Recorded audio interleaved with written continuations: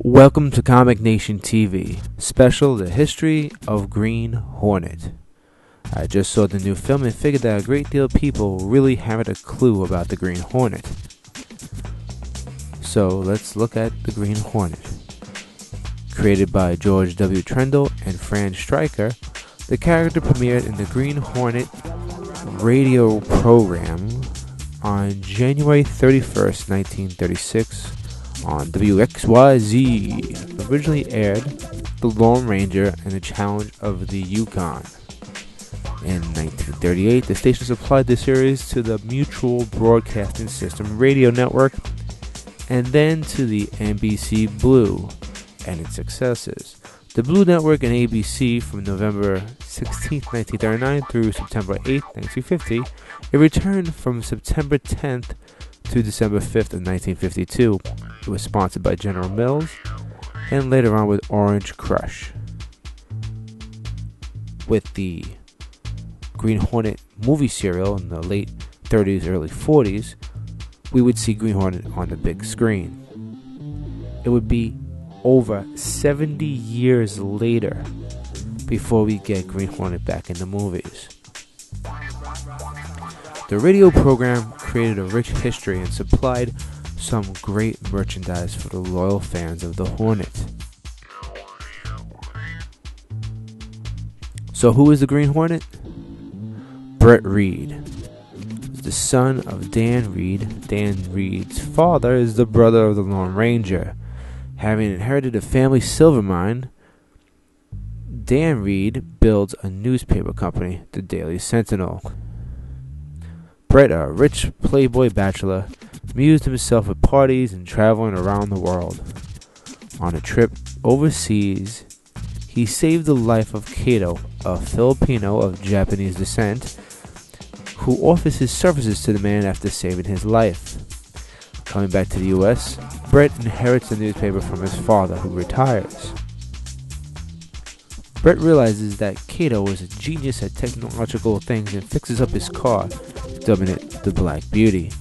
Brett goes out to get some evidence on a mob and gets caught in the middle of a mob battle. No one saw who it was or whose car it was, and with a busted up horn on the car, which sounded like a bee, Brett concocted the guise of the Green Hornet. Over the years, there have been many versions of telling the Green Hornet and many different people who became the Green Hornet. The first big difference came in the 1960s. Brett Reed owned the Daily Sentinel and a TV news station. On the show, which was a little bit different, was that they made a lot more family and relatives and gave the big old history, to Brett Reed, along with his good pal Kato, who was played by Bruce Lee,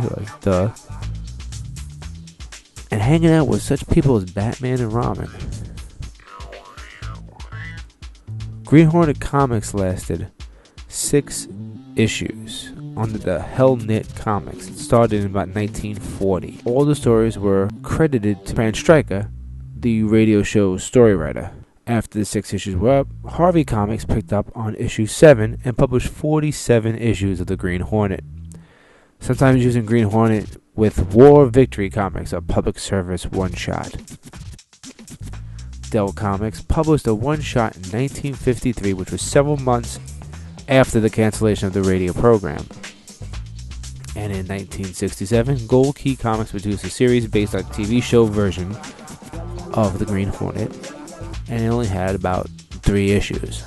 It would be a great number of years before Green Hornet would be published again. Now Comics combined the radio show history with the television show history to make one cohesive universe, where Brett Reed of the TV show fame is the nephew of the radio show one. now published 14 issues, and then another volume with over 40 issues. Over the years, Green Hornet was in and out of the comic scene, and rumored to be in the movies. Over the last decade, many people have talked about making a Green Hornet film. Most recently was Kevin Smith writing, looking for the car, and possibly directing the Green Hornet film, which eventually fell apart. In March of 2009, Green Hornet finally makes his comeback into comics when Dynamite Entertainment announced it had acquired the license to produce Green Hornet comics and has since published Green Hornet monthly. Okay guys, Rob Bass recommends you pick up the Dynamite comics of the Green Hornet. Edgy, great art, and fantastic storytelling makes this a must read. And if you want to, go check out the Green Hornet in movie theaters now.